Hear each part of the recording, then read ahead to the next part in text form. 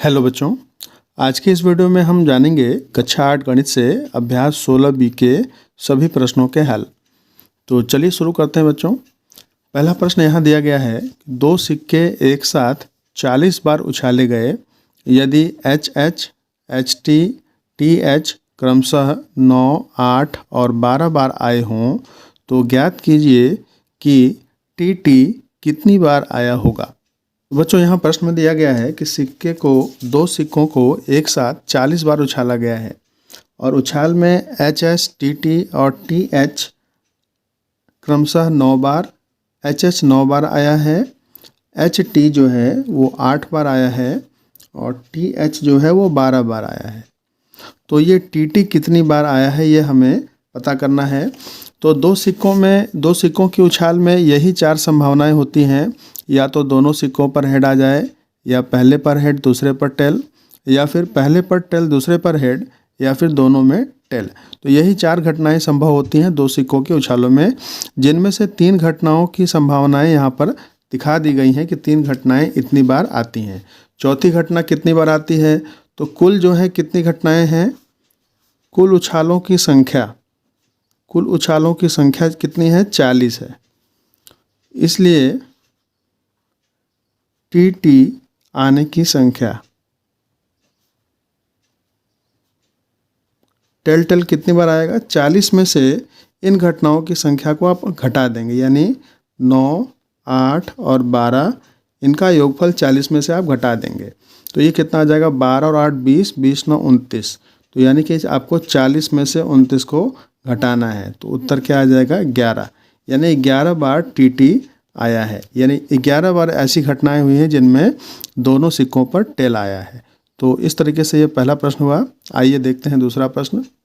दूसरा प्रश्न है बच्चों कि एक सिक्का 1000 बार उछाला गया और पाया गया कि चित्त 455 बार आया है, यानी कि हेड जो है वो 455 बार आया है। तो ज्ञात कीजिए पट आने का प्रतिशत कितना है, पट कितनी बार आया है और कितना प्रतिशत है, ये हमें ज्ञात करना है। तो सबसे पहले बच्चों सिक्के के कुल उछालों की संख्या कितनी है, सिक्के के कुल उछालों की संख्या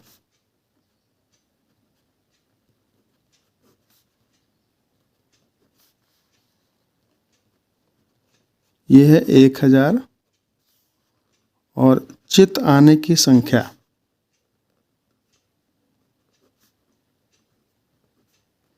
ये भी आपको दी गई है, कितनी है, 455 बार जो है चित्त आया। तो पट आने की संख्या क्या होगी, पट आने की संख्या जो होगी उसे ज्ञात करने के लिए हम इस 1000 में से 455 को माइनस कर देंगे, क्योंकि सिक्के के 2 ही फेस होते हैं, एक में चित्त होता है, एक में पट होता है। तो चित्त अगर 455 बार आया है तो बाकी बार क्या आएगा, पट आएगा। तो आप घटा देंगे तो यहाँ पर आपको 545 मिल जाएगा पट आने की संख्या। अब इसका प्रतिशत आपको ज्ञात करना है। तो पट आने की प्रतिशत, पट की प्रतिशतता,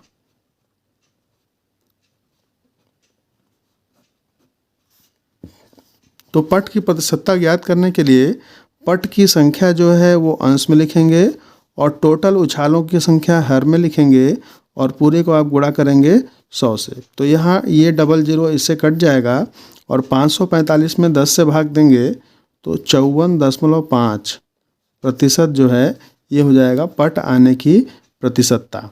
तो यही आपका आंसर हो जाएगा। आइए बढ़ते हैं क्वेश्चन नंबर 3 की ओर। बच्चों यहाँ प्रश्न 3 में दिया गया है कि दो सिक्कों को एक साथ 400 बार उछालने पर देखा गया कि दो चित्त यानी 2 हेड कितनी बार आए हैं, 90 बार। एक चित्त यानी कि एक हेड वाली संख्याएं, एक हेड वाले इवेंट कितनी बार आए हैं, 210 बार। और कोई भी चित्त नहीं यानी कि दोनों टेल जिसमें आते हैं वो इवेंट कितनी बार आया है, 100 बार आया है।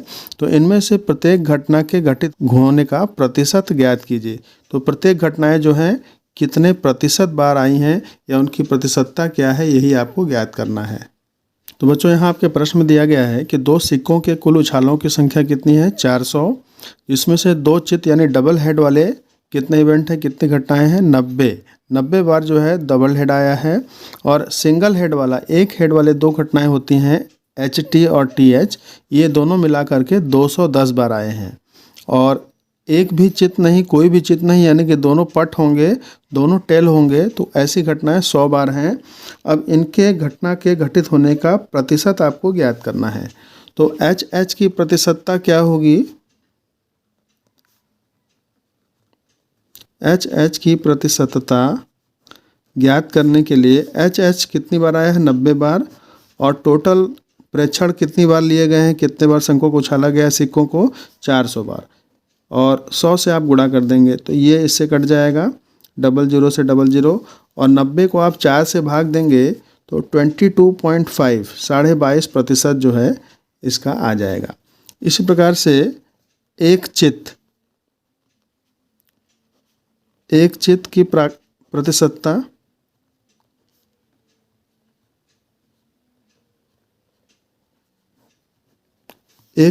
प्रतिशतता ज्ञात करने के लिए एक चित्त आपका 210 बार आया है और टोटल 400 बार प्रेक्षण लिए गए हैं, और 100 से आप गुणा कर देंगे तो ये इससे कट जाएगा 00, और 210 को आपको 4 से भाग देना है तो ये कितना आ जाएगा? 4 पचे 20, 4 दूना 8 और 4 पचे 20, यानी 52.5% ये आ जाएगा एक चित्त की प्रतिशतता। इसके बाद बच्चों डबल टेल की प्रतिशतता।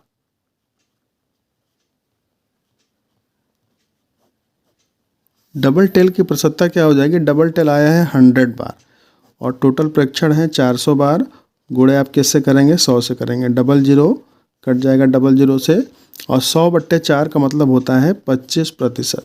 तो इस तरीके से ये आपके दोनों हेड की प्रतिशतता कितनी हो गई? 22.5%। एक चित्त की प्रतिशतता हो गई 52.5%, और डबल टेल या सत्ता कितनी हो गई? 25%। ठीक है, आइए देखते हैं प्रश्न संख्या 4। तो बच्चों प्रश्न संख्या 4 में दिया गया है, एक पासे को 1000 बार फेंकने पर प्राप्त परिणामों 1, 2, 3, 4, 5 और 6 की बारंबारताएं निम्नांकित सारणी में दी हुई हैं। 1, 2, 3, 4, 5 और 6 में प्रत्येक के आने का प्रतिशत ज्ञात कीजिए। यानी कि जैसे आपको यहाँ सारणी दी गई है जिसमें आपको दिख रहा है कि 1 जो है 180 बार आया है, 2 150, 3 160 बार, 4 जो है 140 बार, 5 180 बार और 6 जो है 190 बार। तो ये सब संख्याएं आपको दी गई हैं, केवल इनका आपको प्रतिशत ज्ञात करना है कि कितने प्रतिशत वो आया है। तो आइए इसका हल देखते हैं। तो बच्चों यहाँ प्रश्न में सारणी के अनुसार एक जो है संख्या 1 180 बार आई है, तो इसकी प्रतिशतता क्या हो जाएगी? 180/1000 और गुणे हो जाएगी 100। तो यहाँ 00 से 00 आप काट देंगे, ये 0 इससे कट जाएगा, यानी केवल 18 बचा। तो 18% जो है 1 आए हैं। अब इसी तरह से 2 निकालना है, 2 के आने की प्रतिशतता। तो 2 जो है सारणी में दिया गया है 150 बार 2 आया है, तो 150/1000 गुणे 100 कर देंगे, 00 कट जाएगा यहाँ से, 10 इससे कट जाएगा, यानी कि 2 कितने प्रतिशत आए हैं? 2 जो है 15% आए हैं। 3 आने की प्रतिशतता ज्ञात करने के लिए आपको 160 को भाग देना पड़ेगा 1000 से और गुणा करना पड़ेगा 100 से। तो यहाँ 00 कट जाएंगे, 10 इससे कट जाएगा, तो 16% यानी कि 16% जो है 3 आया है। और 4 के आने के लिए 140 संख्या दी गई है, तो 140 को 1000 से भाग देंगे और पूरी संख्या को गुणा करेंगे 100 से, यानी 00 यहाँ से कैंसिल, 10 यहाँ से कैंसिल, तो 14% 4 के आने की प्रतिशतता है। इसी प्रकार 5 के आने के लिए संख्या दी गई है 180। 180 बार 5 आया था, तो 180 को 1000 से भाग दे करके टोटल को 100 से गुणा करेंगे, तो 00 कैंसिल, 10 यहाँ से कैंसिल, तो 18% जो है 5 के आने की प्रतिशतता हो गई। इसी प्रकार से 6 के आने के लिए संख्या दी गई है 190, तो 190/1000 गुणे 100 कर देंगे। डबल जीरो यहाँ से कट जाएगा और एक जीरो यहाँ से कैंसिल। तो इस प्रकार से 19% जो है 6 आने की प्रतिशतता हो गई। तो बच्चों इस प्रकार ये रहा आपका चौथे प्रश्न का हल। आइए देखते हैं प्रश्न संख्या 5। तो बच्चों 5वें प्रश्न में दिया गया है कि 2 पासे एक साथ फेंके जाते हैं और पासों पर ऊपर आने वाले अंकों का योगफल लिया जाता है। निम्नांकित घटनाओं को समुच्चय के रूप में आपको लिखना है, यानी सेट बना करके आपको लिखना है। यहाँ पहला दिया गया है प्राप्त योग सम संख्या हो, दूसरा है प्राप्त योग 3 का अपवर्त्य हो, तीसरा है प्राप्त योग 4 से न्यून हो यानी 4 से कम हो, और चौथा है प्राप्त योग 10 से अधिक हो। तो आइए इनको देखते हैं हम कैसे प्रदर्शित करेंगे। तो बच्चों पहला पार्ट जो है प्राप्त योग सम संख्या हो, यानी 2 पासे को आप फेंकेंगे तो सम संख्याएं क्या क्या मिलेंगी। सम संख्याएं 2 हो सकती हैं, दोनों का योगफल 4 हो सकती हैं, 6, 8, 10 या फिर 12।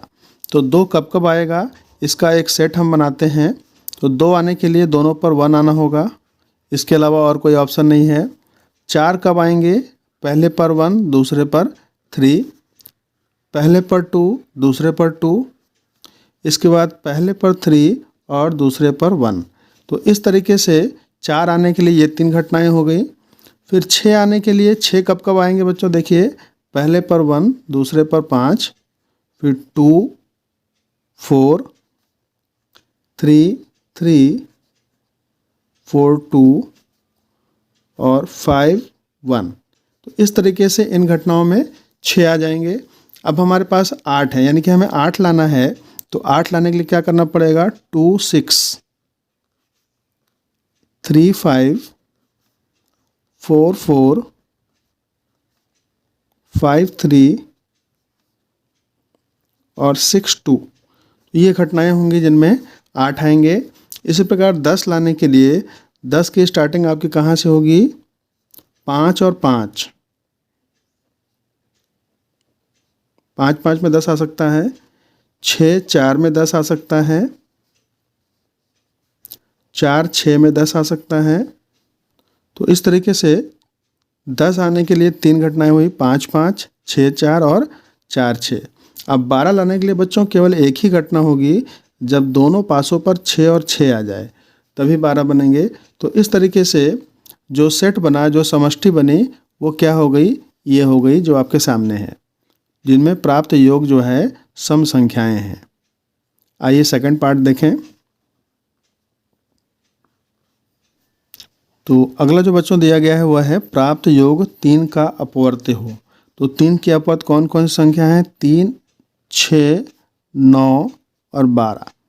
यानी 2 पासे आप उछालते हैं तो 3 के अपवर्त्य में यही योगफल आएगा, जिनमें दोनों पासों पर आए अंकों का योग 3 हो सकता है, 6 हो सकता है, 9 हो सकता है और 12 हो सकता है। तो इनके लिए हम सेट बनाते हैं, 3 कब कब मिलेगा। तो 3 पहले पर 1 दूसरे पर 2, या फिर पहले पर 2 दूसरे पर 1। तो 3 के लिए यही 2 घटनाएं होंगी। फिर 6 लाने के लिए 1 से स्टार्ट करें, 1 5 2 4 3 3 4 2 और 5 1। इस तरीके से 6 का हो गया। अब 9 लाने के लिए हम देखें, 9 के लिए हम क्या करें, 3 6 4 5 5 4 और 6 3। ये होंगी घटनाएं जिनमें 9 आएंगे। अब आप देखें 12 के लिए केवल एक ही घटना होती है जिनमें दोनों में 6 6 आ जाएं। तो इस तरीके से ये ऐसा सेट हो गया जिनमें प्राप्त संख्याओं का योगफल कितना हो जाए, 3 का अपवर्त्य हो। ठीक है, आइए थर्ड पार्ट देखें। अगला जो भाग है बच्चों वह है कि प्राप्त योग 4 से न्यून हो, 4 से कम। यानी 4 से कम क्या आ सकता है, 1 तो आएगा नहीं, 2 आ सकता है, 3 आ सकता है, केवल 2 और 3 हो सकते हैं, क्योंकि योगफल आपका स्टार्ट कहाँ से होगा, 2 से स्टार्ट होगा, क्योंकि दोनों पर कम से कम 1 और 1 तो आएंगे ही। तो 1 और 1 मिलकर के 2 हो जाएगा। फिर उससे अधिक हो सकता है 3, और 4 से आपको कम करना है, यानी कि 4 को नहीं लेना है। तो इसके लिए समष्टि क्या बनेगी, 2 जो है कब कब आएगा, जब दोनों पर 1 1 आ जाए, इसके अलावा और कोई संभावना नहीं है। और 3 लाने के लिए 1 2 और 2 1। इसके अलावा और कुछ नहीं है, यानी कि यही केवल 3 घटनाएं होंगी। आइए चौथा पार्ट भी देख लें इसका। तो बच्चों चौथे पार्ट में है कि प्राप्त योग 10 से अधिक हो। तो 10 से अधिक क्या होगा, दोनों का योगफल 11 हो सकता है और 12 हो सकता है।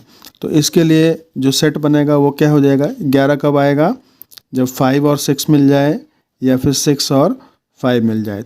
5 और 6 11, 6 5 11। इसके अलावा 11 किसी और से नहीं मिलेगा।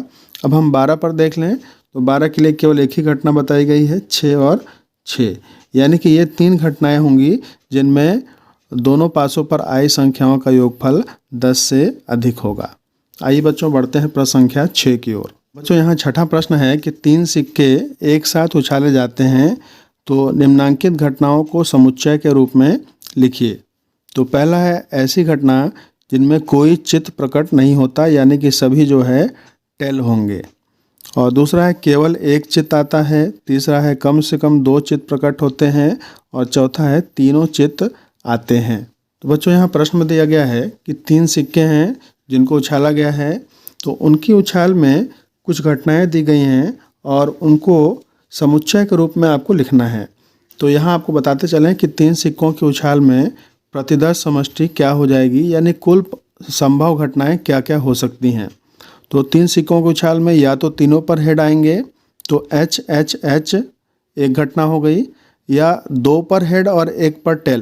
तो 2 हेड और 1 टेल आने के लिए ये 3 घटनाएं होंगी जिनमें टेल का क्रम बदलेगा, यानी कि 2 हेड 1 टेल, फिर हेड टेल हेड या टेल हेड हेड। इस तरीके से 2 हेड वाली घटनाएं हो गई। फिर होगी 1 हेड वाली घटना जिसमें 1 हेड होगा और बाकी 2 टेल होंगे। तो टेल टेल हेड, फिर टेल हेड टेल और हेड टेल टेल। और तीसरी ऐसी घटना होगी जिसमें एक भी जो है हेड नहीं आया, यानी कि सभी टेल होंगे, तो टेल टेल टेल। तो इस तरीके से 1 2 3 4 5 6 7 8 घटनाएं संभव हैं, जिनमें से पहला प्रश्न आपको दिया गया है कोई चित्त प्रकट नहीं होता है। कोई चित्त का मतलब कोई भी हेड इसमें नहीं आता है, तो हेड सभी हैं, केवल एक जो है सेट ऐसा है जिसमें क्या है कोई भी चित्त नहीं है, यानी कि टेल टेल टेल। तो केवल यही एक ऐसी घटना होगी जिसमें कोई भी चित्त नहीं है। दूसरा जो होगा उसके लिए आपको दिया गया है प्रश्न केवल एक चित्त आता हो। केवल एक चित्त का मतलब केवल एक हेड जिसमें आया हो, वह घटना आपको चुननी है। तो एक हेड वाली 3 घटनाएं यहाँ आपके सामने हैं, टेल टेल हेड टेल और हेड टेल टेल। तो इन्हें आप लिख लेंगे टी टी एच टी और एच टी टी। तो इस तरीके से ये घटना हो गई जिनमें केवल एक हेड आया है। तीसरी घटना जो दी गई है वह है कि कम से कम 2 हेड प्रकट होते हैं। तो कम से कम 2 यानी कि 2 भी हो सकते हैं और 3 भी हो सकते हैं। तो यहाँ पर 3 वाले को आप लेंगे, फिर 2 वालों को लेंगे, 2 वाले ये हो जाएंगे,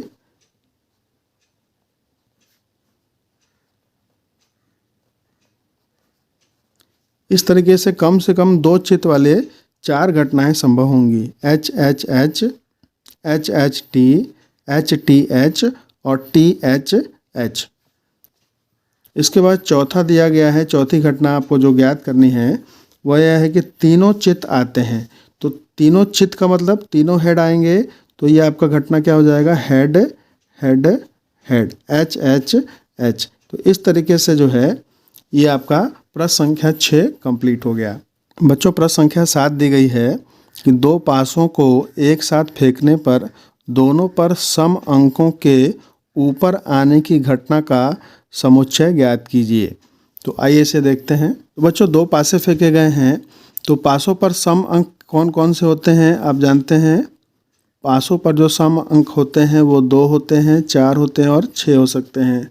तो पासे आपके पास 2 हैं और दोनों पासों को एक साथ आप फेंक रहे हैं, तो दोनों पर सम आ जाएं, इसके लिए आपको एक सेट बनाना है। तो अगर हम मान लेते हैं कि पहले पासे पर 2 हमेशा आता है, तो दूसरे पर क्या आएगा, 2 आएगा, तब दोनों सम होंगे। फिर पहले पर 2 दूसरे पर 4 और पहले पर 2 दूसरे पर 6। तो इस तरीके से 3 ऐसी घटनाएं हो गई जिनमें पहले पर 2 आया है और बाकी 2 पर सम संख्याएं, यानी ये सभी सम संख्याएं हैं। फिर हम पहले पर 4 लेके चलेंगे, दूसरे पर 2, 4 4 4 6, इस प्रकार से 3 और घटनाएं प्राप्त हो गई। फिर हम पहले स्थान पे या पहले पासे पर 6 को लेके चलेंगे, तो 6 2 6 4 और 6 6, इस तरीके से ये घटनाएं संभव हो गई। 1 2 3 4 5 6 7 8 9, 9 घटनाएं ऐसी हो गई दोनों पासों पर सम अंक ऊपर आए होंगे। इसके बाद बच्चों 8वां प्रश्न है कि 2 पासों को एक साथ फेंकने पर दोनों पर विषम अंकों के ऊपर आने की घटना का समुच्चय लिखिए। तो जैसे आपने सम अंकों का लिखा था वैसे ही विषम अंकों का लिखेंगे। तो आइए देख लेते हैं। तो पासों पर विषम अंक कौन कौन से होते हैं? 1 होता है, 3 होता है और 5 होते हैं। अब इनके लिए एक आपको सेट बनाना है। तो सेट में अगर 1 ऊपर आता है तो 1 के साथ 1 को ले सकते हैं, 1 के साथ 3 ले सकते हैं और 1 के साथ 5 ले सकते हैं। तो इनमें क्या हुआ कि तीनों ऐसी घटनाएं हैं जिनमें दोनों पासों पर विषम अंक आए हैं। फिर हम शुरुआत में 3 ले सकते हैं, 3 के साथ 1, 3 के साथ 3, 3 के साथ 5। इसी प्रकार जब हम पहले पर 5 लेंगे तो दूसरे पर 1, पहले पर 5, दूसरे पर 3, पहले पर 5 और दूसरे पर भी 5। तो इस तरीके से 3 3 6 और 3 9 घटनाएं ऐसी हुई जिनमें दोनों पासों पर विषम अंक आए होंगे। अगला प्रश्न है बच्चों कि 2 पासों को एक साथ फेंकने पर अंकों का योग विषम संख्या आने का समुच्चय आपको लिखना है। तो मतलब समुच्चय आपको ऐसा बनाना है जिनमें जो दोनों पासे आपने फेंके हैं उन पासों पर जो अंक आए हैं उनका योगफल क्या हो जाए, विषम हो जाए। तो आइए इसे देख लेते हैं। तो बच्चों यहाँ आपको अंकों का योग विषम लाना है। तो अंकों का योग विषम, इसमें क्या क्या हो सकता है? अंकों का योग विषम कैसे हो सकता है? तो सबसे कम क्या होगा? 3 होगा, 5 होगा, 7 होगा, 9 होगा और 11 होगा। अंकों का योग यही हो सकता है क्योंकि अधिकतम जो होता है 12 होता है। तो 12 क्या है? विषम नहीं है बल्कि सम है। और 1 जो है वो क्या है? विषम है, लेकिन 1 आ ही नहीं सकता क्योंकि जब 2 पासे हैं तो दोनों पर अगर 1 1 आता है तो कम से कम क्या आएगा? 2 आएगा। अब इसके लिए हम एक समष्टि बनाते हैं, सेट बनाते हैं। तो 3 कब कब आएगा? जब दोनों पहले पर 1 दूसरे पर 2, या दूसरे पर 2 और पहले पर 2 और दूसरे पर 1। तो 1 2 और 2 1 3 के लिए हो गया। अब 5 के लिए हम देख लें तो 1 4 2 2 3 3 2 4 1। तो इस तरीके से 5 के लिए ये घटनाएं हो गई 1 4 2 3 3 2 और 4 1। इसके बाद हम 7 को देख लें। 7 कब कब मिलेगा? 7 मिलने के लिए 1 6 2 5 3 4 4 3 5 2 और 6 1। इन घटनाओं में हमें 7 प्राप्त हो रहा है। फिर आइए देखते हैं 9 के लिए। तो 9 में मिलेगा 3 6 4 5 5 4 और इसके बाद 6 3। तो 9 के लिए केवल इतना ही होगा। फिर 11 के लिए हम लिख लें तो 11 के लिए हमें क्या मिलेगा? 5 6 और 6 5। 2 ही ऐसी घटनाएं होंगी जो 11 के लिए प्राप्त होंगी। तो ये आपका ऐसा सेट हो गया जिनमें 2 पासों को फेंकने पर दोनों पर आए अंकों का योगफल जो है वो विषम है। बच्चों यहाँ अगला प्रश्न दिया गया है कि 2 पासों को एक साथ फेंकने पर अंकों का योग अभाज्य संख्या होने का समुच्चय लिखिए। तो यहाँ पर दोनों पासों पर आए हुए अंकों का योगफल आपको क्या लाना है? अभाज्य संख्या लाना है। तो आइए इसका हल देखते हैं। तो अभाज्य संख्याएं क्या होंगी? 2 होती हैं, 3 5 7 और 11। तो 2 3 5 7 11 कब कब आएगा उसके लिए एक आपको समुच्चय बनाना है।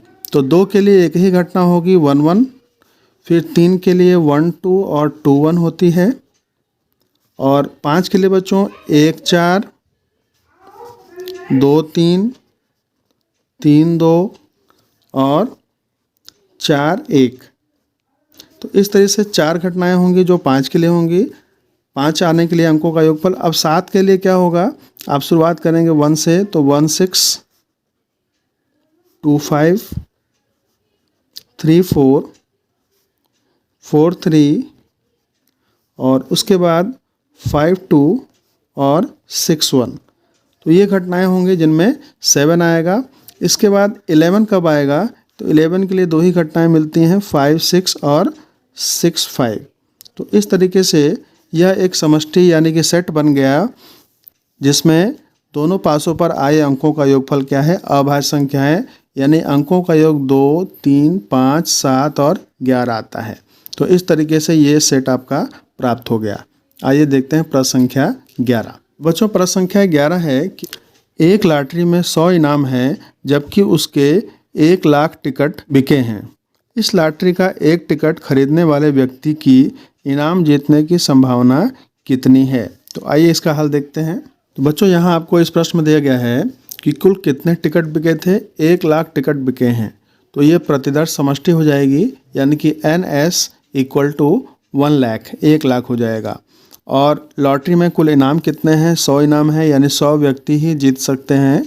तो NE क्या हो गया, 100 हो गया। और आपको ज्ञात करना है कि इस लॉटरी का एक टिकट खरीदने वाले व्यक्ति की इनाम जीतने की क्या संभावना है।